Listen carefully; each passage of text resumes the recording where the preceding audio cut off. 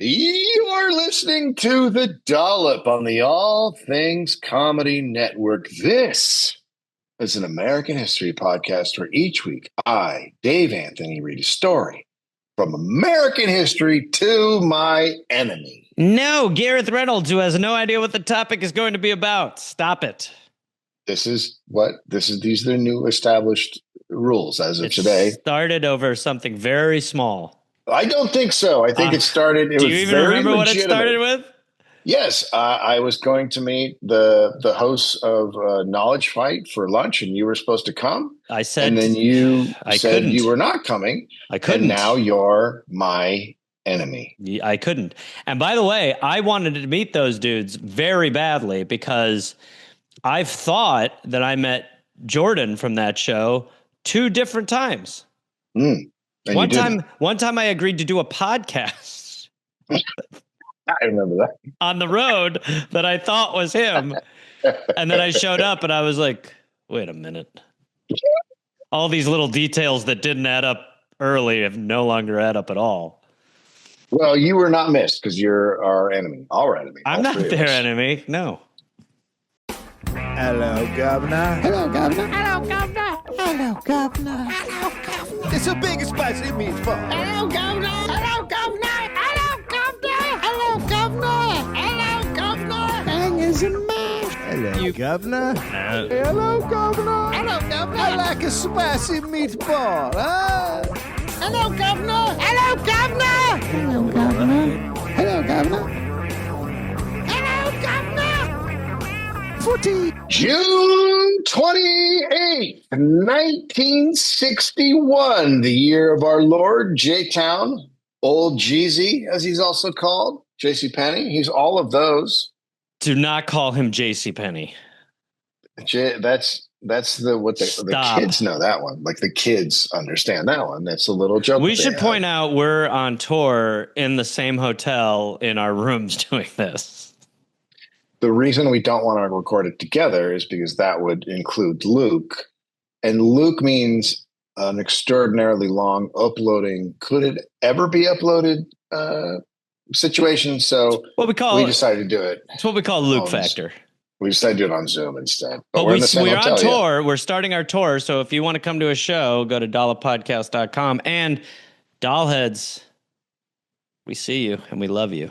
I mean, you know what to do. Luke picked me up from the airport last night, and I got to the hotel, and I opened up the door of the van, and 2 dollheads rolled out. Not ones from our fans either. Luke's been rolling with those separate. Well, before we started, we were just talking about how Luke was like, we got to bring we need an emergency gas thing in the van. And we were like, okay. And the more we dug into why the details were that we needed that was because Luke slept in the van on accident for 7 hours with it running in the Rocky Mountains in the middle of nowhere. Michael James Lindell was born. Oh my God. What happened? Sometimes Gareth knows right away. There's no secrets. I mean, he was born in the small town of Mankato, Minnesota. Quote, in those days, there was smoking and there was sugar and nobody cared. So you didn't want to do this one in Minneapolis? Well, it's too long. Did you think about it? It's too long. I asked. This is 2 parts? It might even be 3. I've only finished the first part, but I asked Josh Androsky to do the research, and he sent it to me, and he's like, "There's no way this is on the road." I cannot believe we're on the precipice of a 3-part Mike Lindell episode. It could very well be, yeah. When he was 7, his mom she just comes in the room and she tells him and his sisters to pack up. They're leaving. So they barely have time to find his Matchbox cars, his toys. Leave your pillows. Don't even bring your pillows. They get into an already running station wagon and take off. Wow. And they were living in a lakeside house, like a Brady Bunch style sort of home. And then they drive 2.5 hours to a trailer park next to a pickle factory. and that's his new home. I feel like this is like an X-Men origin thing where it's like, and then lightning hit the trailer park pickle house, and out of an oozy egg, Mike Lindell reemerged. Always smelling of pickle. I've got an idea for a pillow. So this began Mike's sort of lifelong feeling of social discomfort and feeling like he doesn't really fit in, right? He's never, because that sort of jarring change at a young age. He's how old? He's just. It was 7 when that happened. Oh, terrible! Like no leeway to know you're moving. Just 7's brutal because you can recall it, and yet you're a baby. Yeah, and it sets up deep feelings of like, oh God, what's going to happen? But he turns still out not okay. an excuse. Yeah, he does turn out fine. So he learned soon the best way to deal with it, and that would follow him into adulthood, which was showing off. He would put live on next carnivals. to a pickle factory. He would put on carnivals in the trailer court. Well, you don't need to look far for. He had homemade boardwalk games, and he did magic present shows. To you the drunken man. No, he's still a child. We don't know where this is going to go. The woman who can smoke 2 cigarettes at once. Late night pickle eater. And the man on the other side of the glory hole. He put on carnivals. He even had a freak show. That's the one I was talking about. Quote, when my little sister Cindy drank water, then jumped up and down, the sloshing sound in her belly was loud, freakishly loud. None of the kids could believe it. Okay. Terrible. I'm going to tell you one thing that it does not make me happy to explain that this is a symptom of a child being hungry. Oh, he's got. Oh, so you're saying this is a starving child. No food in the stomach that the water is sloshing up and down it's not, because there's a lot of room in there. It's not a skill. This child has gone hungry. And yet it sounds like a skill. I mean, I'd be there. I mean, where are you going to find some food? It's not like you live next door to a place that produces it. He did his best stunts to avoid being bullied. Once he dared the bullies to bury him neck deep in dirt instead of beating him up so he could show off his like Houdini escaping skills. It's just like a better way to beat you. Instead, he was almost run over. No, don't just kick my head. Oh! Instead, he was almost run over by the trailer park manager's truck. When he was buried, they did do this. Yeah, they put him in there. Jesus Christ. Another time he jumped out of a moving bus going 30 miles an hour. I now present to you my next trick. I am the great fucking idiot. I am the great Suicidini. But he landed safely in a snowbank. So he's fine. It's the beauty of Minnesota. When he gets to school, the principal is waiting for him, and he has his mom on the phone. And the principal's saying, quote, he keeps doing crazy things. We just don't know what to do with him. So they're like, he's out of control. He's trying to be the fun guy, right? It's not a way I've ever heard of it though. Like it's not. No, these are screams for help. I mean, if we're going to get serious, these are help yelps.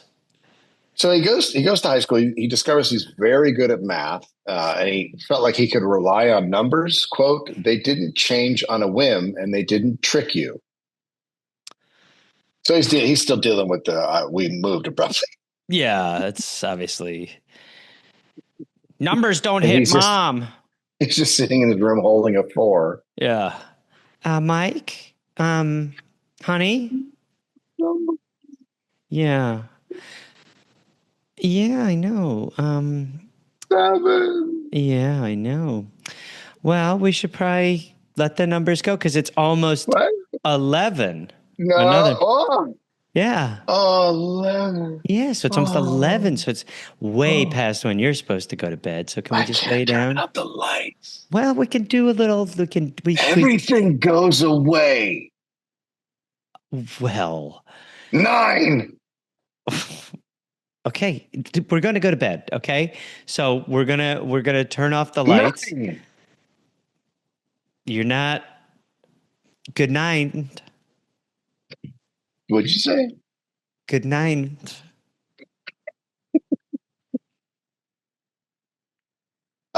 So he took advanced calculus classes, but his academic reputation suffered because he was undiagnosed ADHD. If you can imagine an undiagnosed ADHD person, and terrible at group projects because he is also very shy. And then Gareth, he finds this thing that helps you with shyness. It's called alcohol. Alcohol. Specifically, he's in high school, so I think he's like a freshman. That's fine. He got really into peppermint schnapps and slow gin, which I also drank. I was just slow going to say gin when I was freshman. I was going to say schnapps. I mean, schnapps to me was a bridge into the world. Yeah, because it's like a candy flavored alcohol. It's like sucking Santa's dick. It's a delicious. It's a delicious. That's actually just alcohol. That's not helping me with the. Well, when beautiful. You say delicious alcohol and then it's like eating dick, an elf's ass around the holidays. Again, we're not on the same page at all. Beautiful. But yeah, I think we're saying that the message from the podcast is that's what we both did. None of what you said is beautiful. Absolutely. I was just thinking like it tastes like 3, 2, 1, go ahead. Jesus. And sophomore year, he gets into gambling, as you do in your sophomore. Sophomore. Yeah. You know, I'm getting so many of these goddamn ads now for like gamble on everything. Will it rain tomorrow? I mean, holy shit. And there's all these different apps that like you can gamble with us now. Oh, gambling's illegal in California? Not if you use this app. Dude, like getting a lot of that. It's good. It's a sign of a healthy society. To gamble on how bad things are going to get. Yeah. So he just starts betting with friends over sports and stuff at first. And then that kind of, that's not enough action. You don't get a great feel. Seems like he has an addictive thing going on. And he moves on to bookies and he's making bets with bookies. And, the kind of bookie that would take action from a teenager. That kind of awesome. Hey, what are you thinking Saturday? Yeah. Well, okay, we got different odds for pre-puberty, post-puberty. Where are you at right now? How many freaking times I got to tell you, don't talk to me like that. You don't sound like you're done the puberty yet, so I'm going to give you 8 to 1. I got more hairs than a bunny race. Let's see them. We already bet on how many hairs you have. Oh, no. Come on. This is like Teen Wolf, but with a pubis. Drop them. Wait a minute. He loves the rush you get from a last minute gambling win, whether it's cards or sports, that last minute. We all do. Yeah, it's an exciting thing. Gambling is extremely there's a lot going on in your body. The problem is it's fleeting. Yeah, it is. And gambling was actually like a tradition in the family. His grandfather, Chuck, quote, dealt so many hands of cards, his fingerprints were worn away. Oh, stop. I mean, look, that's obviously not real. That's hyperbole. He's saying he gambled a lot. That's okay. His grandfather worked at a saloon in Deadwood, and he hung with Bugsy Siegel in the 40s, and he would drive around telling Mike stories about those days. So, romanticizing it, building it up. Sounds awesome. Yeah. That's what I did with Finn and crack. Yeah. And that's what your dad and I used to do. Yeah. What? When your dad would drive me around, he would just tell me these great stories that just made the lifestyle. When did he drive you around? Oh, gosh. This is probably in the first 2 years of the podcast. Your dad and I would take a lot of trips. We'd had a lot of trips. Yeah, we did a bunch of stuff. Your dad was honestly a real adventurer. He was like a cool Anthony Bourdain. Your pop. His blood was slow gin. They found that, right? He also had a bit of peppermint schnapps going on. Yeah. He died from a hammer claw blow to the back of the head. That's crazy too. It's like if we ever find the son of a bitch that did that, this podcast is really just becoming it's almost becoming a My Favorite Murder about who got your dad.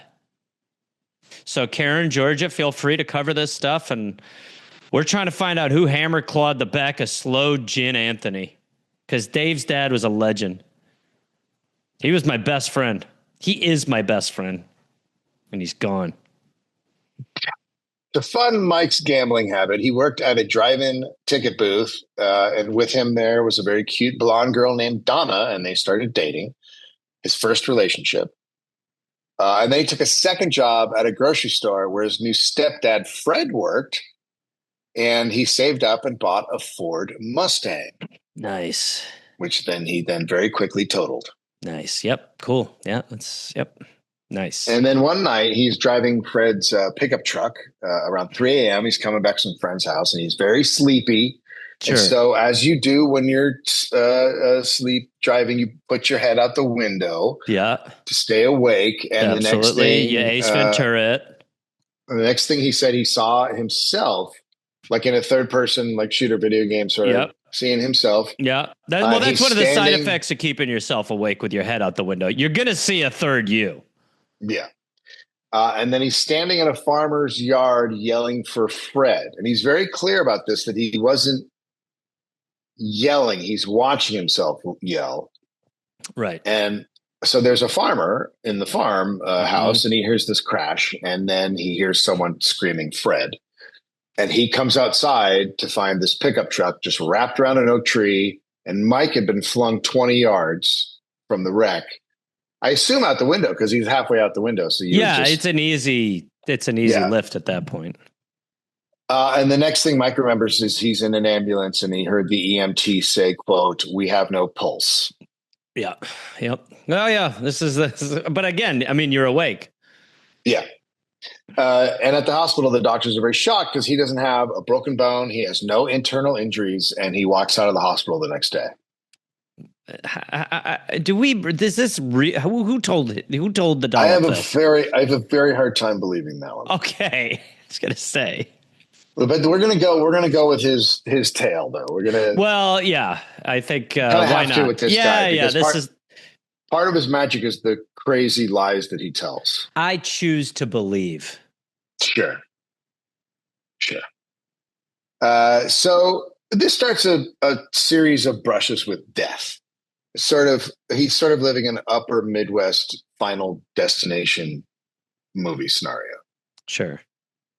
He falls into a lake once and gets trapped under a sheet of ice. He's very close to being electrocuted once by a, quote, bolt of power so massive that it shut down half the town.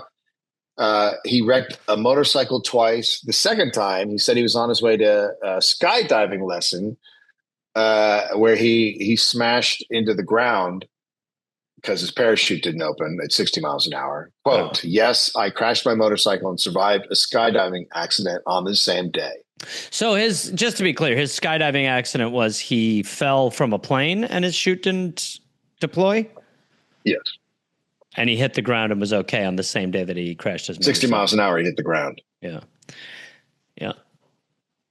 But it's just pieces together, right? I mean, well, this doesn't sound. He's you know what? This is what I think. It sounds like a guy who someone upstairs to keep alive is looking out for. That's someone right. To keep someone has a bigger mission for this guy.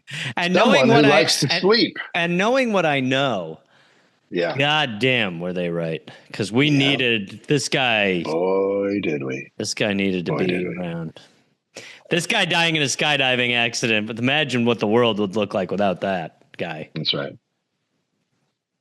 When Islamic revolutionaries seized the U.S. Embassy in Tehran, Mike quit college. Who gave a shit about studying if the world was going to end, right? Yeah.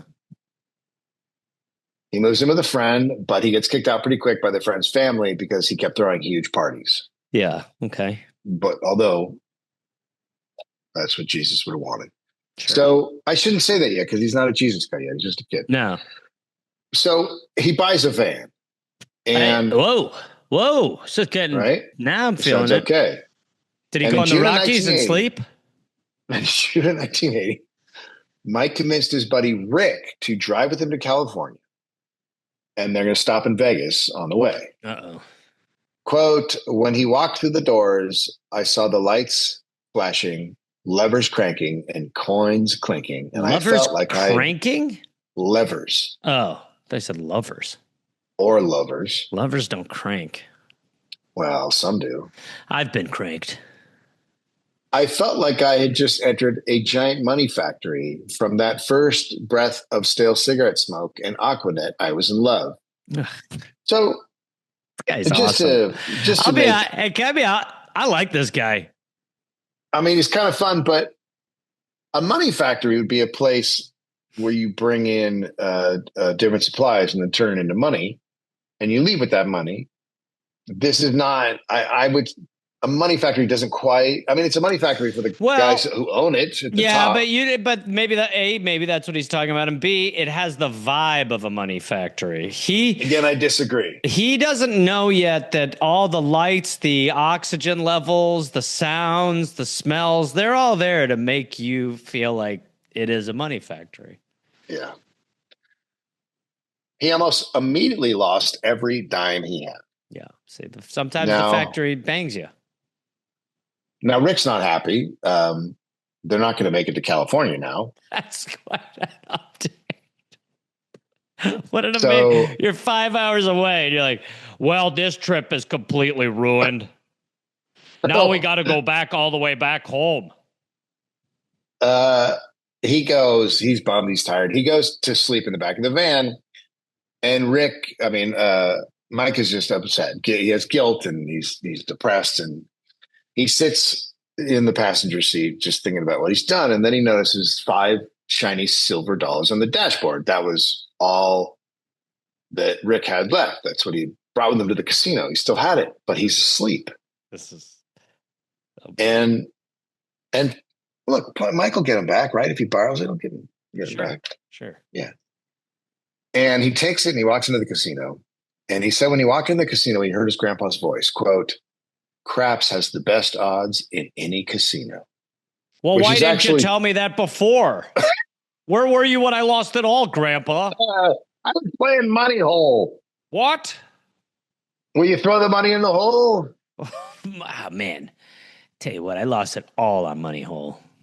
It looks like it's such a good idea. Take another hit. And so it's true. That's actually true. Craps does have the best odds. It's like the only socialist form of gambling. If you play it the right way, you winning makes everybody win, right? Yeah. Everyone's in it together. So Mikey never played, and he asked the dealer where to put his one $5 chip. And the irritated dealer is like, just put it on any number, kid. So Mike picks 6, and then he rolls a 6. And then he rolls another, and then another, and another. And he keeps rolling until he's up over $2,600. And then he actually cashes out.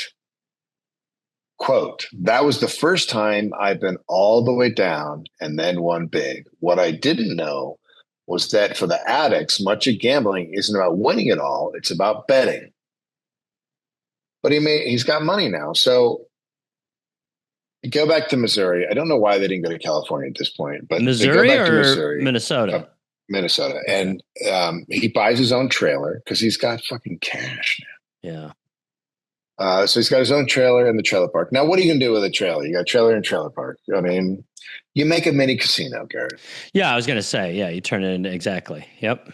Like, because I think all of our favorite memories from childhood are going to a trailer park mini casino. Without question. Best odds. And now he is wagering hundreds or thousands of dollars at a time on credit, regardless of what is in his bank account. He's making bets. At his trailer park casino? No, that's on the side. And then he goes into actual casinos. Yeah. Okay. Well, he's betting with bookies. Oh, right. Of course. Right. Yep. Now in June 1981, he's down about 12 grand. Where's Grandpa? Sorry, I've been so derelict. Oh shit! I said craps. That's about 42,000 today. Fuck. He's 20 years old. Good. And the day he was scheduled to repay it, he just doesn't. And he goes into work at the grocery store and went to see his manager. And he grabs his manager by the collar and said, quote, "You have to do me a favor. If you see anybody that looks like a mafia type, let me know." At a grocery store job. Which is Great thing to hear from an employee. Yeah, absolutely. If the mob's here, you never saw me.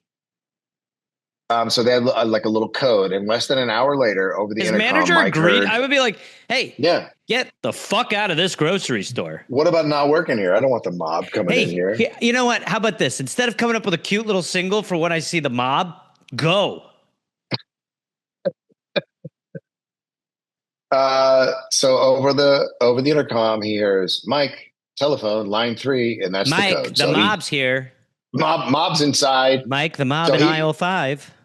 He just bolts, goes back to the trailer park, and then he hides in a friend's trailer until midnight.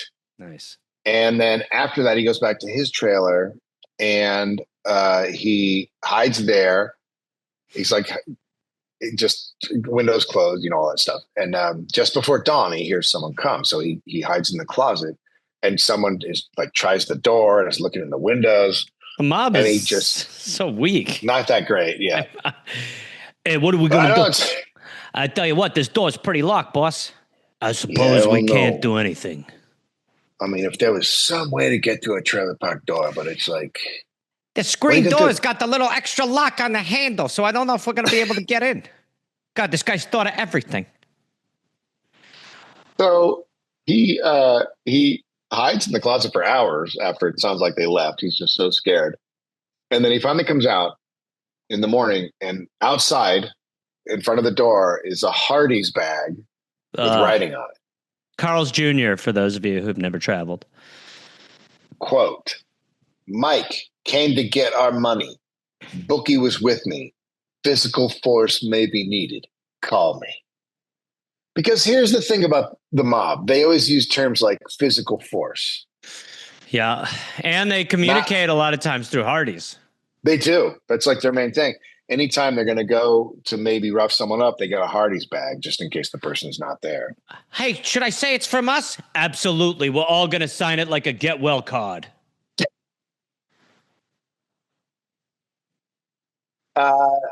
So Mike decides the way out of this is to get a bank loan. And he goes to the bank, and he is completely honest with the banker. What? The banker's like, okay. He was. Quote, I've lost money to some bad guys with some betting, and I need cash right away. I got to have $12,000. And he got it. Is this before J.G. Wentworth? Yes.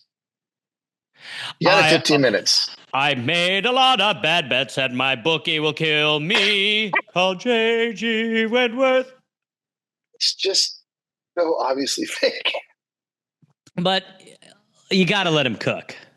I'm sure there's a grain of truth in here somewhere. Well, that's what happens, though. He's told this story 800 times now. So eventually, this is what happened with Brian Williams. He was telling that story about how an RPG was being like shot. It's like they told it a few times. Nobody was like bullshit. And then so by the end, they're like, nah, blah, blah, blah. Yeah, that's exactly what this is. So he gets the money, and he arranges to do the drop off with the mob bookie, whatever, at a mall. And he said a short little fat man he'd never seen just casually walked up to him and just happily took the envelope. So he got away with it. It'd be so fucking great if after all that, they were like, all right, so our guy's on his way in. Wait, but I just gave it to a fat guy. Yeah, he's not with us. So of course he learns nothing because he really didn't get harmed in this, except his credit's probably fucked. Well, although I don't think they had credit back then. I don't think they had credit in that. Going to a bank for bookie fees. Pretty great. Pretty great. So about 2 years later, he now owes $25,000 to even worse mobsters. And this time he handles that by just getting shit-faced and just sleeping on other people's couches and never gone home. And then one day he thought it would be safe to spend some time with his mom and stepdad, and he's got a 10 and 13-year-old half, like siblings, and the phone rings. Quote, we know you don't care about yourself, but you're living with a pretty nice family. Oh, no. So they sound like a really bad movie version of a mobster. Yeah. So he drops the phone. He says he's crying, and he lets out a guttural howl and collapses, and then he lays in a fetal position. And then he starts to think, and he's like, "Oh my God! If they called, they're on their way here." By the way, this floor is so uncomfortable. My neck is all. I don't like sleeping here. I just wish there was a better way to sleep on something so hard. He runs to his car, and he has to go through the passenger side window because the driver's side is jammed. He can't open it. I know a lot of people have been. That used to be very common. It was so funny. I was always like, no. We're right side car only, my man. And then he went straight to a liquor store. And he bought a case of beer, and he just drove around all night, just drinking the case in a total panic, trying to figure out what to do. And he decided, quote, just break into a place and wait there to get arrested. So then he'll be in jail. And he says, at least they will think I tried to get the money, and I'll be safe in jail. Right? Break into like a business. Yeah, well, yeah, like pretending you're going to rob something. Or whatever. Right, okay. So he goes to a gas station, and he walks in, and he goes to the cash register, and he grabs some checks, and then he waits. And then he realizes there's an employee crouched in the corner, just like trembling. This is so fucking. I mean, Jesus Christ! Don't you wonder what actually happened? But yeah, he's hiding in the corner, trembling. So Mike runs to his car. And mostly out of shock, he threw the checks in the air and then just fucking takes off. And as he's pulling out, he almost slams right into a cop car and speeds off. And he ends up leading the cops on a high-speed chase through St. Peter, Minnesota. And after 5 minutes, he hits a curb, pops all 4 tires, and he has to try to climb out of the passenger window. But I'm not cops trying already to, on him. I'm not trying to flag everything, but pops all 4 tires. Yeah, I know there's some problems. That's pretty difficult to do.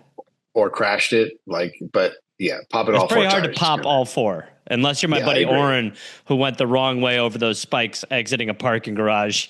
And as soon as he told the group, it was like, I had to replace all 4 tires. We were like, it's crazy. And then we all were like, wait, so you went over it with 2 and then kept going? He was like, yeah, I didn't realize what was happening. We're like, what?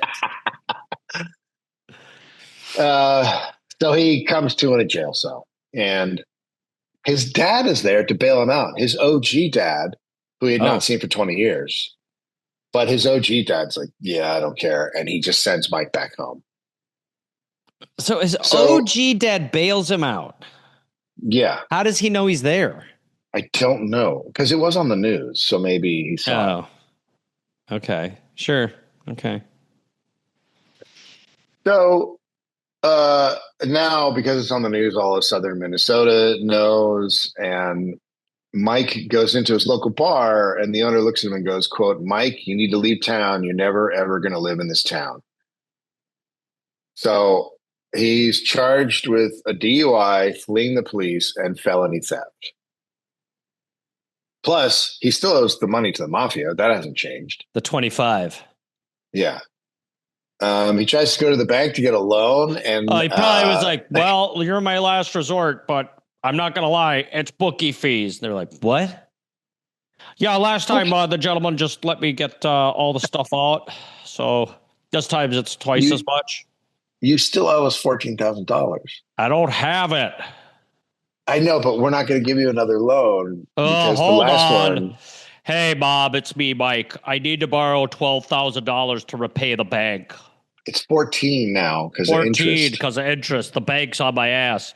So if you loan me that, then I could get that. Then I could go back to the bank, and then I can see if they could float me the money that I owe you. Hold on. Hey, bank, it's me, Mike Lindell. So talk to the mob. They're not going to give me the 14 grand. I owe them 25. So in order to get your 14, I'm thinking you give me the 25, then I pay them back. Then I can ask them for the 14. Boy, I love numbers. Then I can get the 14, and then I'll come back here, and then I can probably pay you back your money. But then I'm going to need to borrow 14 to go pay them back. I feel like you just like saying numbers, and that's all that's really Hold on. going on. Okay, so I just talked to the bank, Bob. So look, they're not going to give me the 14 or the 25, and I know I owe you the 14. I owe you the 25. They're not going to give me the 14. What I'm thinking is, you just fill up a Hardee's bag with as much cash as possible. I'll go home. I'll count it. Then I'll be able to go to the bank, probably get the money out of them. It could be 14,000. It could be 15,000. It could be 12,000. It could be 13,000. It could be $8,388.22. Oh, numbers. Oh, Yeah. So no. Just feeling so rowdy. You know my favorite number? No. Self 69. That's where you're 69 and you're on. No. Yep. No, we're all right. Yep. If you think about that, that's not okay. You ever had a reverse Blumpkin? No. Pretty fucking gross. You want to know what it is specifically? No. Okay. I'm not going to tell you because it is really bad.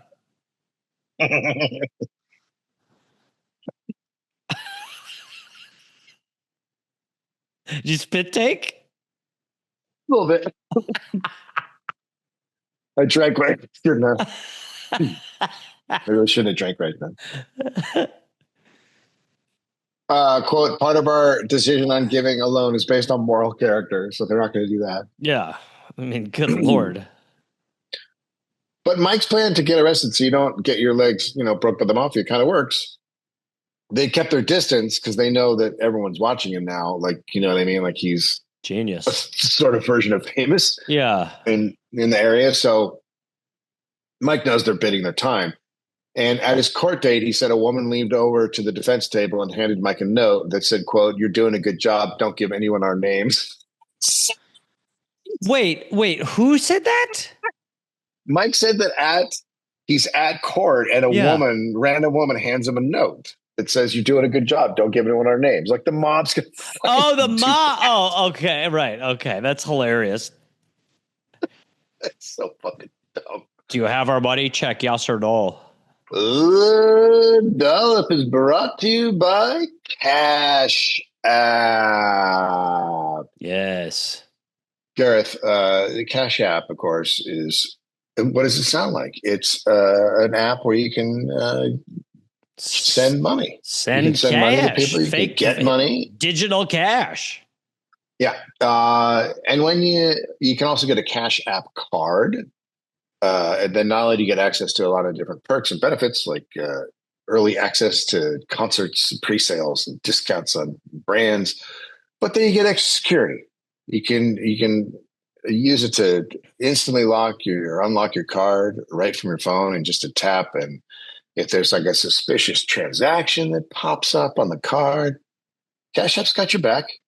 They're your boy by automatically declining the purchase and sending you a heads up to confirm if it's you or not.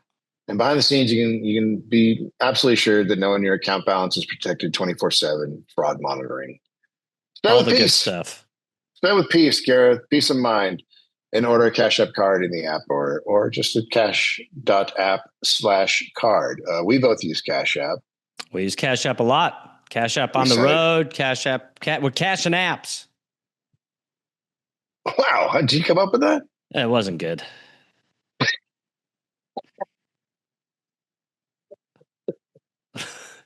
Catch me outside. They protect you from getting scammed, and there's a lot of red flags out there. Particularly right now, I'm getting hit with a lot of AI stuff. That's like, "What you doing, bro?" Like it's getting more advanced. So having something like Cash App to kind of be able to protect you from the nightmare that is spam, it's pretty good. So we do protect Cash App, and Gareth, why don't you send me say $500 right now just to show the people? Well, just to make sure that it works, I'm going to send it to you right now, Dave. And okay, it went through, so return it. Okay, thanks, buddy. I'm keeping that. So for a limited time, new Cash App customers. Yeah, I asked you to send it, and you sent it. So yeah, but so I thought we were going to. Thank you. Yeah, but yeah, maybe in the next ad. For a limited time, new Cash App customers can earn $10 if they use code SECURE10 in their profile at sign up and send $5 to a friend within 14 days. Terms apply. Cash App is a financial services platform, not a bank. Banking services provided by Cash App's bank partners. Prepaid debit cards issued by Sutton Bank, member FDIC. Discounts provided by Cash App, a Block Incorporated brand. Visit cashapp.com/legal/podcast for full disclosures. Gareth? Yes. The Dollop is also brought to you by Squarespace. Oh, website daddy. All-in-one website platform. It's going to help you stand out and succeed online. Doesn't matter if you're just starting out a business, if you've been around for a while. Gives you everything you need to claim your domain, showcase your offerings with a professional website, grow your brand, get paid. It's all right there. It's in one space, Gareth. One It's Squarespace. Stop. I was going to do that. No. And what happened was you interrupted me. We don't do that on this Shush. podcast. Wait. This is so confusing. There's a lot you can do with Squarespace, which we do. Of course, we have all of our websites with Squarespace. Mine, Gareth's, we have the dollopodcast.com, where you can get all your tour information and you can link to the tours. We also have a merch store there. And you can do whatever you want. You can get paid on time with professional on-brand invoices. Don't forget the SEO tools. Don't you ever forget the SEO tools. Search engine optimization. Very helpful. Very helpful. Why don't you tell them what search engine optimization is? It's just where you appear in search engine results and how it'll help you. People who are looking for you or looking for your website. Squarespace helps to make sure that you're the most searchable version of whatever's out there for yourself. Plus, streamline your workflow with built-in appointment scheduling and email marketing tools. Look, we use it. We use it because we like it. We use it because it's very simple to work and it looks great. The templates are awesome. Looks very professional. We cannot recommend it enough. Love it. The easiest, the best. Can't beat it. So check out squarespace.com/Dollop for a free trial. And when you're ready to launch, use offer code Dollop. Save 10% off your first purchase of a website or domain. That's squarespace.com/Dollop for a free trial. And when you're ready to launch, use offer code Dollop to save 10% off your first purchase of a website or domain. Do it. Gareth, we are also brought to you by Nutrafol. Nutrafol is the #1 dermatologist recommended hair growth supplement brand trusted by over 1.5 million people. You can feel great about what you're putting in your body since Nutrafol hair growth supplements are backed by peer-reviewed studies and NSF content certified, the gold standard in third-party certification for supplements. I use it. People think I look luscious. I've been compared to Bigfoot. You do look. Excuse me. I get all. Excuse me. I have so much hair. Why don't you just say you have more hair? But telling people that Nutrafol is turning you into a Sasquatch. I'm not saying it's turning. I'm saying that it has turned me into a gorgeous, it is concentrated hairy, to your head. That's where the hair goes. Well, yeah, but doesn't Bigfoot just have hair on his head? No, you're thinking of Dirk Nowitzki. Oh, I always get those two confused. Yeah, people say I look like Dirk Nowitzki. He's got a great head of hair. Ooh, his nickname is Bigfoot. So sure, you can feel great about Nutrafol. You can take it. You can get a nice, luscious head of hair. People are going to want to touch it. They're going to want to hug you. They're going to people are going to make love to you. Okay, all right. And just please. I want to make love to me whenever I look in the mirror. Please. By the way, Gareth is also using Nutrafol now, and people want to make love to him. I've not heard any of that. That is not. And the other thing is, they say his head is like a Bigfoot head. We should probably re-record the whole ad. I mean, let's just be frank. The whole thing is not. It's in the wrong direction. Not the face part, the top. I'm sure it's somewhere. It says just go to Nutrafol. It's called Bigfoot top. No. See thicker, stronger, faster growing hair with less shedding in just 3 to 6 months with Nutrafol. For a limited time, Nutrafol is offering our listeners $10 off your first month subscription and free shipping when you use Nutrafol.com/thedollop. Find out why Nutrafol is the best-selling hair growth supplement brand at Nutrafol.com, spelled Nutrafol.com/thedollop. That's Nutrafol.com/thedollop. I use it. People think I look great. You look great. You're hot. See? You had to try. The guy, my lover Gareth, says it. I'm into you. I'm into me. He's a white suburban man in the 1980s, so he pleads guilty to misdemeanor theft and a DUI, and he gets 5 years probation, and then a few weekends of work release. So then his bookie gets popped for counterfeiting and gets 30 years. That's great. That's awesome. So he's in the clear, and now he can tell people why he did the crime. He's not like just a dirty little thief. He was a pathetic gambling addict, and that's why he did it. Oh. His grandma said, quote, "Oh, Mike, I knew there was something behind that. I knew that wasn't who you really were." I love that excuse. I'm not a bank robber. I'm a degenerate gambler who's also a thief. And they're like, I knew he had a heart of gold. Good boy. He's the best. Mike had spent a lot of money trying to start a feeder pig operation. A what? Right before a feeder pig operation. Uh-huh. Feeder pigs. Yeah. Right before the bottom fell out. Sure. So he owed the bank $4,000 for the pig situation. Or 40 pigs.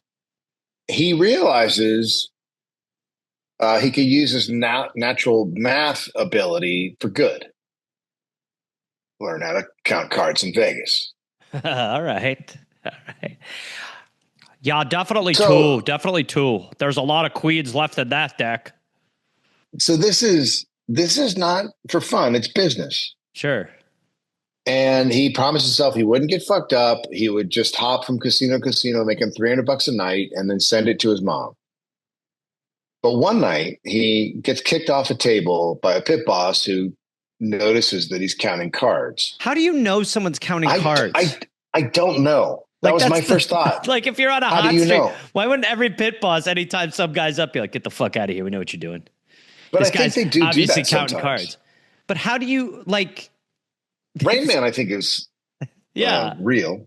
It's a documentary. Yeah, that's a documentary about Dustin Hoffman before he became an actor. But I wonder like how you can. I mean, even if you're watching, it's like, you know, anyone who's intently serious watching everything, you'd be like, he's counting cards. And why is that illegal? That should be legal. I don't know. That's such a weird one to just be like, why? Yeah, why can't you count cards? Hey, you're too smart. Get the fuck out of the casino. No. Hey, you figured out how to win, and we don't like that. There are some gentleman's rules here in this nightmare of poverty creation. You're not allowed to count cards. You're not allowed to count cards or win real big.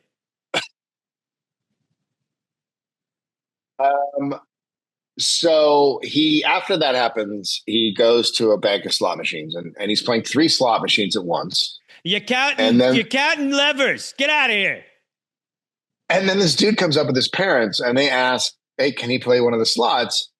And it's his 21st birthday. And so Mike's like, yeah, sure. And on the kid's first pull, the machine starts going crazy, sirens, and he had won the jackpot, $1.5 million. Have you ever been in a casino where like you've won on like really the only thing I ever play anymore is slots, if anything.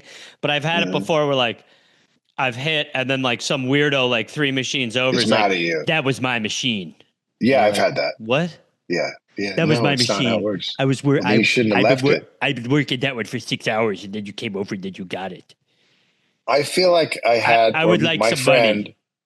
Me or my friend had this where I think it was my friend. He won, and then this guy came over and was like, I just left for 2 minutes to go to the bathroom. Like he was all mad. Buddy, I'm sorry. Well, you know, we both know someone who we won't name who won like $1.5 million playing the penny slots. What? 1 million, whatever it was. But it was like that person like won. He doesn't have it anymore. Well, it's a real Mike Lindell story, I guess. Yeah.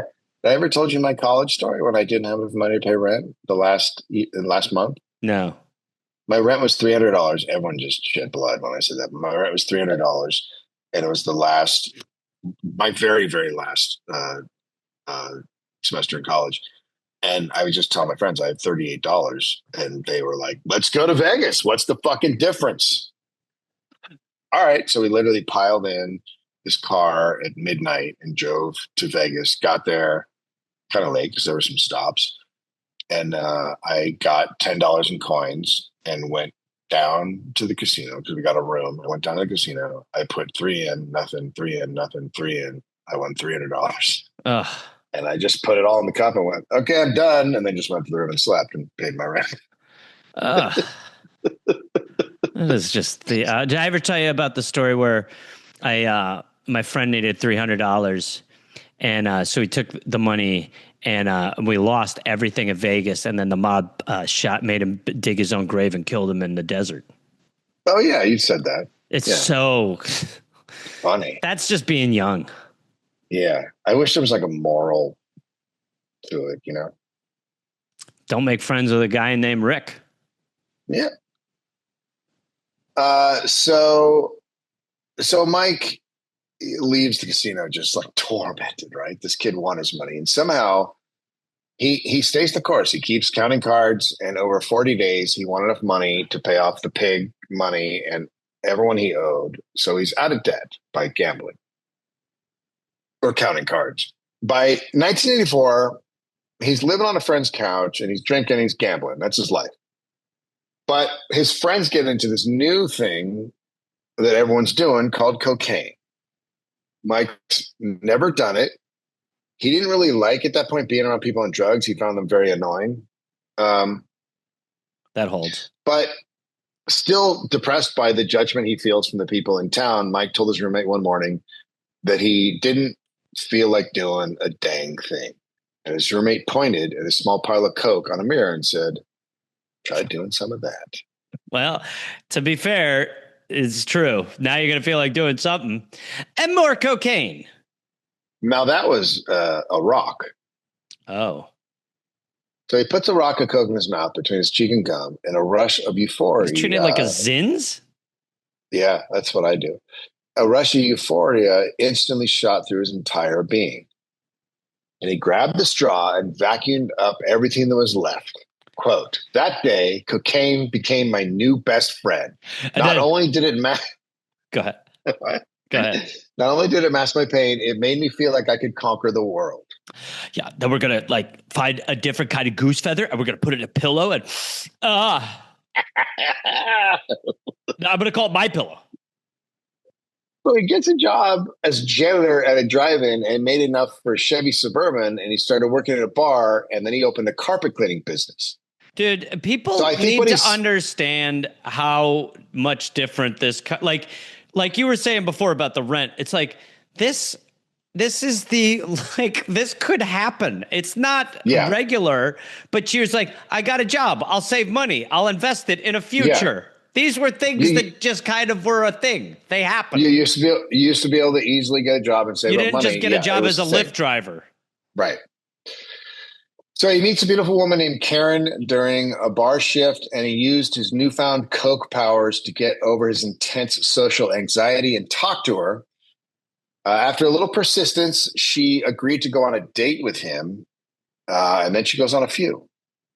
Mike didn't want to talk about being an alcoholic cokehead who owes tens of thousands of dollars to bookies, but he couldn't really talk about anything else either, at least not in an interesting way. And so Karen breaks it off because she thinks he's fucking boring. Yeah, okay. And Mike spirals out of control. He gets 17 traffic tickets in 2 days. What? This is, of all the fucking bullshit, this one is the biggest bit of bullshit. He bet his roommate that he could roll through a giant bonfire. By the way, if your roommate says that, take that action. Yeah, you always take that action. Okay. He borrowed someone's leather jacket to do it and dove into the fire only to get stuck because his roommate had purposely put a huge log in the middle so he could win the bet. That's a funny prank. That's a funny prank to pull on a roommate, and it is. And anyone who hears that and thinks it's violent or aggressive, it is a goof, and he was goofing. It's funny to put a speed bump in your roommate's fire roll. I agree. I also think back then there were more fire pranks.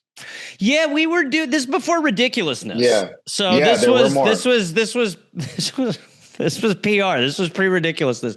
This is when we didn't really know where our fire pranks would land us. But it was just a bonfire goof was always a good goof.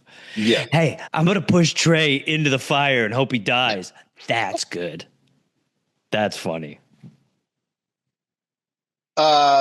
So Mike ended up with second-degree burns, and he ran and jumped in his car and sped off, only to roll the car at a corner.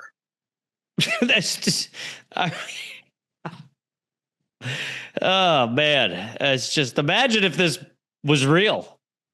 It's so. The guys who just lie all the time are fascinating to me because it's just the pathological pace. There's a shade of reality in there's here. Some of the stuff happened, or there's a seed, drug head, right? But all this stuff is like some of this might have happened to someone else or whatever. I mean, he's just like, what if Fonzie did coke? So one night he climbs 5 stories to the top of a drive-in movie theater screen and mooned the crowd, but then slipped and had his pants and underwear come fully off, and he almost fell to his death in front of a Cheech and Chong movie. Now that would have been the best. Now here's the thing: he told all of these stories at his 5-year high school reunion, which people remember, but that doesn't mean they're real. That just means that he told it at the high school reunion. That's a little more interesting to me, though. It is. So there is a degree of reality to it, but his disease set on early and fast. Yeah. Also, at the 5-year reunion, I'd be like, "Hey, cool, Mike, shut the fuck up." In 1986, Mike goes back to Vegas, and he stole a big jar full of change and 13 blank checks from his sister's boyfriend and packed everything he owned, which is a fishing pole, a pocket knife, and a pair of binoculars, a necklace, and a gas station card. And he headed out. His first stop, Circus. Oh, Jesus America's Christ. greatest casino, where I did spend a lot of time. If a flipped car and a bonfire and cocaine were to be a hotel. Circus, where murder clowns are the logo. Where's the one place you think would be the best place to do mushrooms and go to Vegas? And it turns out, oh no, that's the worst place to do mushrooms. And beyond. I could see it going either way. It's not great. I was at O'Shea's once, which I don't even know if that still exists. And I was hammered, and it is a shithole. It's such a shithole that I remember the dealer saying to me, "Sir, you cannot eat a Subway sandwich and play blackjack." And I was like, "You're right. You're right. You're absolutely right." His only gambling memory was exchanging the jar of $180 for chips. He doesn't remember gambling it. He woke up the next morning, quote, praying that when I did open my eyes, I would be somewhere other than Vegas. Instead, I cracked my bleary eyelids to see a giant clown staring in at me through the dirty window. What? Oh, obviously. I'm going to kill you. This is like if Rainbow Man just was like, I'm going to lie for a little bit. So he ran from the clown and from Vegas back to Minnesota, and he decided he's going to change his life. It's time for rehab. And he got sober. There we go. He also decided now he's a Christian. He just decided that pre-rehab? Or during rehab? Probably during. And everyone. That's the only drug they could pass around rehab. Yeah. And everyone would support him if he just said he's transformed, like he accepted Jesus. So he gets out and he goes to his sister's boyfriend, who does not actually accept him. And he said, quote, "What the hell do you think you're doing here?" And then he and Mike's sister threw Mike's bed out of a second-story window. So the Christian transformation does not work for some people. Yeah. And so Mike says, fucking screw it then. And he went to go find some coke. Okay. But something happened. Someone or something stopped him. No, by the end of that second week, he was homeless and he got 2 more DUIs. So now it's really time for rehab. But by the end of this stint in rehab, he'd started an inpatient gambling ring and came up with a cocaine-brained idea to make $1 million. Food truck. Sorry, you just told that like a cokehead. What? He gets into rehab, and while he's in rehab, he starts an inpatient gambling ring with the other people. Okay. And then he comes up with a really cocaine type idea, and that's to make $1 million with a food truck. Food truck's not a thing at this point, or they are. They're sort of like it is. It is. It's like not the as morning popular construction breakfast Yeah, you sandwich sell- coffee yeah, you food do- truck. now.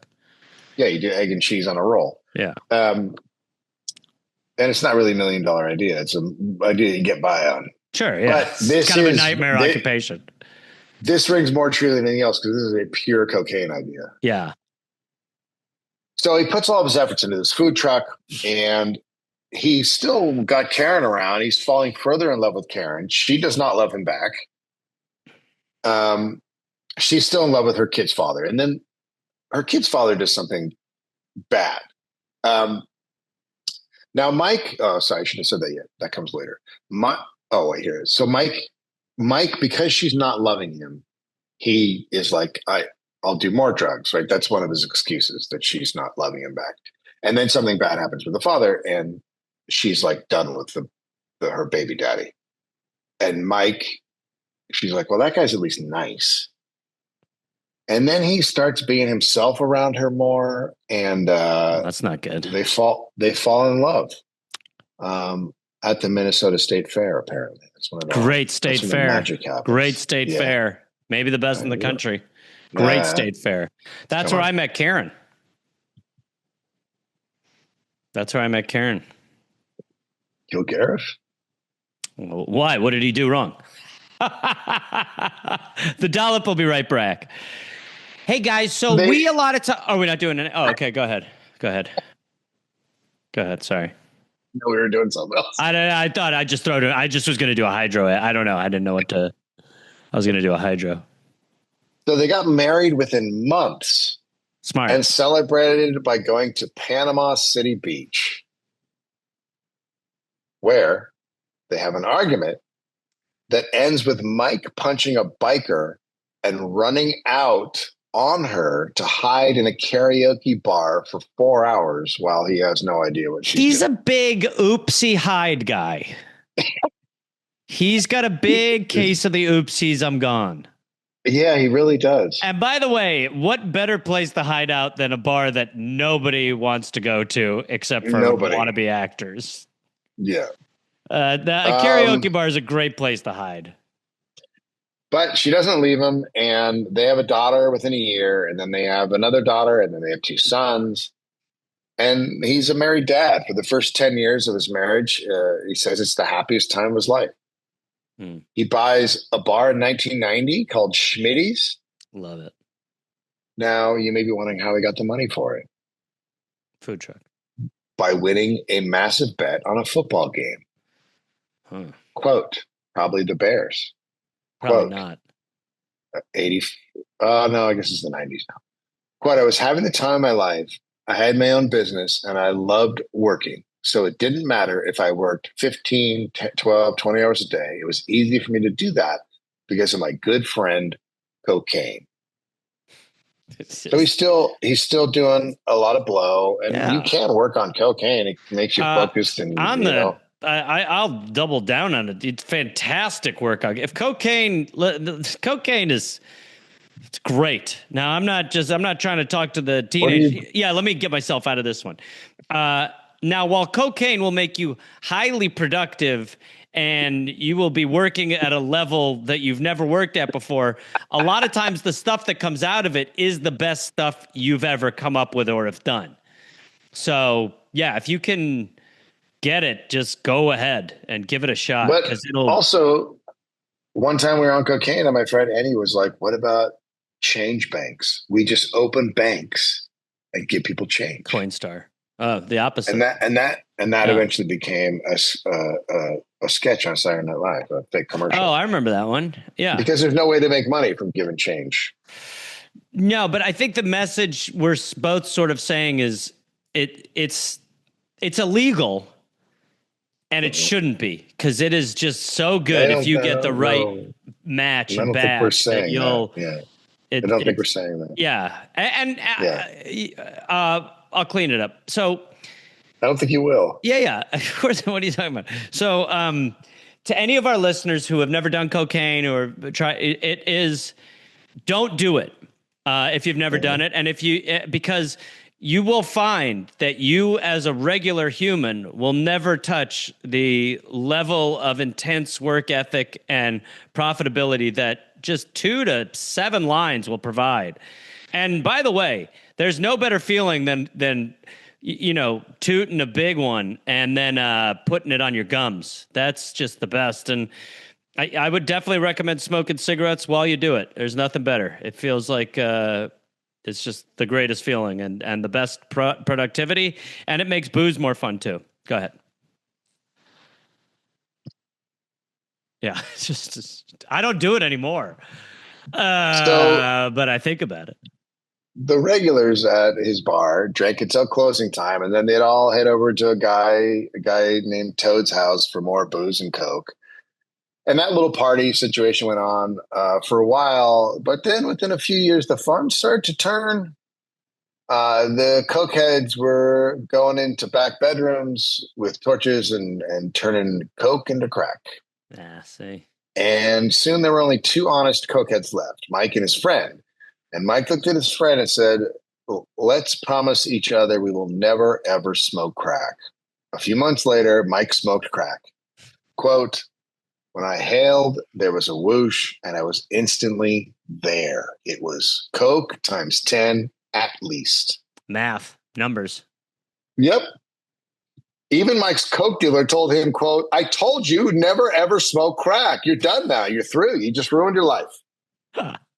The coke dealer's like, great. There goes another customer. There you go. Fuck. You know what? God damn it. Well, I mean, Reagan was America's coke dealer. Yeah. Or crack dealer. By the late 90s, Mike was avoiding his house, living at the bar, watching his friends descend into full-blown crackheads, and he was right behind them. He even got Karen into it on the rare occasions when he came home. I love a social crack smoker. That's nice. Yeah. So few of those left. Well, it's such a short time period you can do that. Yeah. Because everyone has like their different levels. Yep. Small window. With the bar, his marriage and everything kind of going down the tubes, Mike thought this is the perfect time to get back into card counting. But he's going to do it right this time. Yeah. He wouldn't gamble. He would simply do crack and count cards the way God intended. So yep. I don't want to have any inebriation of any kind. So I will only be a smoking crack when I count the cards.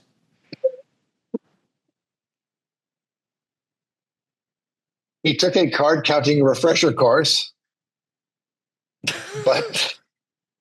All right, everybody, welcome. For those of you who are dusting off this technique for the first time in a while, welcome back. For those of you who have never done it before, please open your syllabus. Of course, this is part of the learning annex. How you doing? Welcome to PragerU's card counting. It's so fucking weird. Yeah. But the class wouldn't start for 2 weeks, so he chose instead to test his memory at a riverboard casino in Kansas City. And none of the limits at the tables were high enough to be worth his time. So he did the next thing he for sure remembered how to do, snort cocaine and lose all but like $6 at the craps table. Now, the reason he didn't lose the $6 was because those ones were rolled up to do cocaine. Not to make this too much about drugs, but I do remember that feeling when sometimes I'd be like going to buy something and I'd be like, oh, there it is. And I'd be like undoing a rolled up dollar bill and like straightening it out and being like, there you go. Sorry about that. I was drinking a milkshake earlier today with this little dollar bill. On his way home, he got lost and ended up in a very rough neighborhood in Kansas City and hit a pothole so hard that the camper shell flew off of his pickup. Wow. Yeah. That sounds really real. Wow. That sounds really real. Wow. Mike, that's really something. Man. So sounds like pissed. A sinkhole. Yeah. He's pissed. And just then, 2 guys come out of the dark toward him, one holding a gun. And Mike had enough. And he roared, quote, put your fucking gun away. I've got all of $6 on me, and you can each have 3. But first, you're going to help me put this camper shell back on my truck. Also, I don't know how to lie well. Hey, while we were about to rob you, and we will help you with your shelf.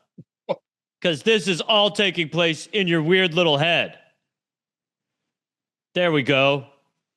You've seen Vacation, the movie, right? Here we are. I feel like he was watching Vacation and he came up with this idea. Okay.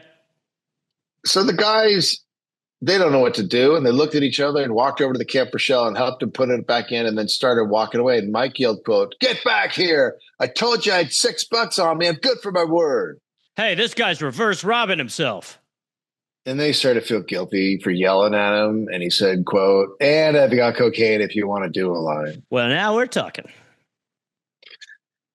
That is the fakest story of all the stories that we've heard. I don't know, man. We would need to have an Oscar. Really? Yeah, there's some real bangers in there. Rolling into a fire and then rolling his car. And that one hurts. That's a tough one. Yeah, and also I guess the one where he crashed his motorcycle and then went skydiving and fell. The skydiving one just fully total bullshit. Well, the skydiving one, he should be dead, so it doesn't make. He should be dead 8 times over. His mother must be a cat. So he's back home. He gets more DUIs, so many that his license is taken away. But then he gets into it's a hot streak, Gareth. Hot streak. He doesn't get pulled over for 12 years. Whoa. But that streak ends in 2002 when he gets popped for what he calls a minor infraction. I shot a cop. He was charged with a DAC, driving after cancellation. So that's when they completely take away your license and you're never allowed to drive again. I thought that's what happened when Kevin Spacey got pulled over. And he gets it's a serious offense, driving after your license has been canceled. You can't drive for any reason. License being canceled is so great. Isn't it? You canceled. The judge sentenced him to home monitoring as long as he doesn't use drugs or alcohol. And every night he has to blow into a breathalyzer, which only tests for booze. So he just does a lot of crack. Great. And he's cruising along without drinking. And then his friend Wayne comes to town. Ugh. And Mike figured he could have a couple of beers. Yeah. Yeah. Look, what's the... Yeah. You have a breathalyzer in your home that you have to blow into every night. You could definitely have a beer or two. It's too close to midnight. And when he blew into the breathalyzer, an alarm actually sounds on the breathalyzer. I hope it's like a ship foghorn. Whoop, whoop. I like if it's just like, you are drunk. You have drank. You are drunk. So he has to serve 19 days in prison. Now, the Hennepin County Jail is a very comfy place for a guy like Mike. He's in the area where he has his own TV. He gets to leave the jail every day for work release. Not that bad. It's a real Epstein sort of deal. Yeah. On his first day out, he takes his son to a bar to play pinball. What the fuck? How else are you going to play pinball, buddy? What are you going to go to a pinball place? Just go play the best pinball machines. Go play basketball. Why don't we go to a bar? Have that in bars. Fair. Well, here's the thing about the bar. He wants to go down. He wants to go down to the basement to smoke some crack before they play pinball. There it is. So he's like, "I'll be down there for 10 minutes." But 2 hours later, he comes stumbling up, and he bumps into a regular who is like, "Hey, man, I got a little concoction that can make your urine clean." It's a mojito because he's going back to jail that night and he doesn't want to get tested when he gets back. So he gets back to the jail and they don't test him right away. And he's like, okay. But then 3 hours later they test him, and that was long enough for the urine fixing concoction to wear off. So it lights up, right? I mean, I'll tell you what. Crack. I knew this guy partied, but Jesus Christ, I didn't realize we were dealing with like the fucking Hunter S. Thompson of betting. So now the jail changes. They take away his work release, and he's transferred from the hotel part of the prison to the prison part of the prison. The prison. He's strip searched. He's marched through a walkway where other prisoners are catcalling and throwing garbage at him. He's put in an isolated cell. He couldn't see the other inmates, but he could hear them all. And it's just constant noise. And after several days, the rap songs are making him go nuts. And desperate, he jams his face between the bars at the front of his cell and screamed, quote, "Hey, our cells are so small, we should sing that Disney song. 1, 2, 3, it's a small world after all." He starts singing A Small World. And the other prisoners join in. This did not happen. This is just not what happened in prison. And not long after it started, hundreds of men are singing It's a Small World. And even though he finished the song and wants to go to sleep, the other men wouldn't quit singing. And it got so bad that the guards found out Mike was responsible, and they hauled him in front of the prison shrink to try to get him labeled as a mental patient. Well, look, also, none of this. I'm ready to label him that. No problem. The only part of this that happened was that he took his son to a bar and smoked crack and got caught. I am starting to believe that Mike Lindell doesn't even exist.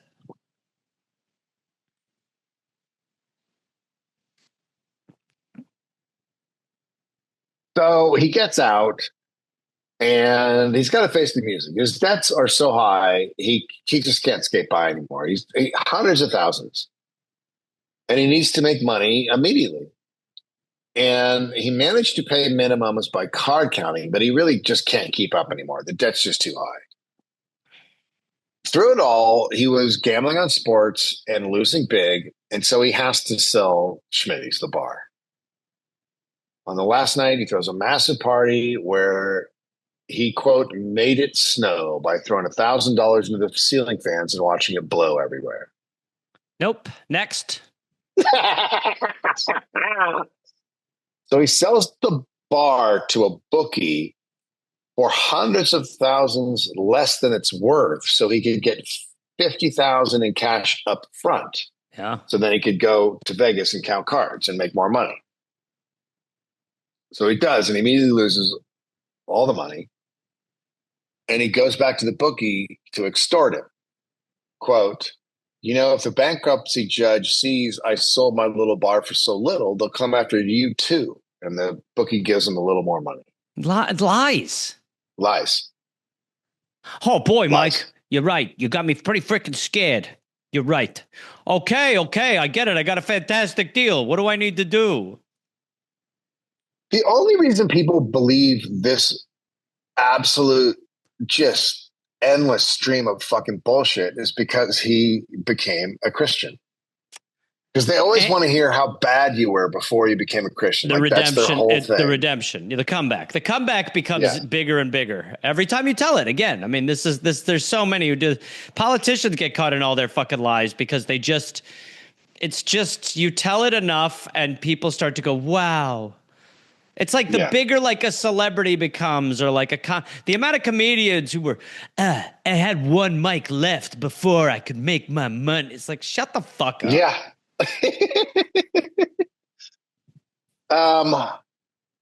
So he takes the money that the bookie gives him. He goes back to Vegas. He loses all that money. And at the same time, he becomes best friends with another crack addict who Mike convinced to go back home to his family. So he saved this crack addict. So Mike is a crack addict with another crack addict, and Mike tells this crack addict he needs to get his life together and go back home to his family while Mike remains a crack addict. And he gives him what's left of his money for a train ticket and food for the guy to go home. Take this. Crack is a dangerous drug. He said at the station, the two crack addicts stood embracing and weeping and wailing as they waited for the train until a crowd formed around them. Jesus Christ. It's a small world after all. Most places I went, we ended up singing It's a Small World After All. So Mike somehow makes it back home. And soon after getting home, he just thunderbolt, Gareth. It's a dream. He's sleeping and he shoots up from a deep sleep. Quote, I glanced at the clock. It was 2 a.m. words from my dream were still running through my head. It was my own voice repeating words. Where's my pillow? I got up. I headed to the kitchen. I grabbed a notepad and started writing, my pillow, my pillow, my pillow, over and over again. I wrote it 100 times.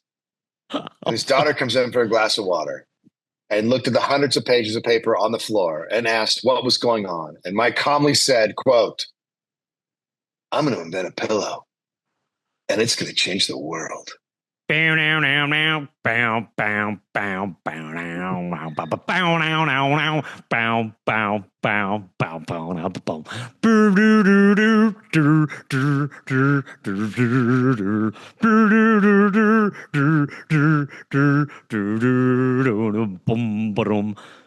Wow. And a part one. Wow. Wowie, wowie, wowie, wowie. I'm going to make a pillow. The research is done by Josh Androwski. Source material for much of this episode is Mike's autobiography.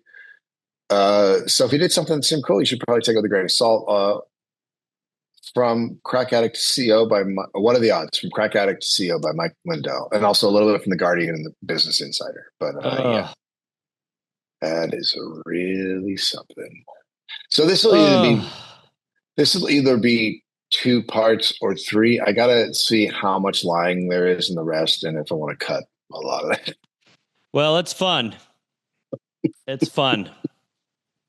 Listen, I don't mind listening to Mike Lindell self-lore. And let me just say, if you watch Mike Lindell, he is very clearly on normal, back on drugs now, and he's fine. And he's the fucking disaster. He's doing good. Totally been. That's the reason I think we don't really see him around. Like he's been cut out of the circle because I think he's just get him back in. Mess. Get him back in.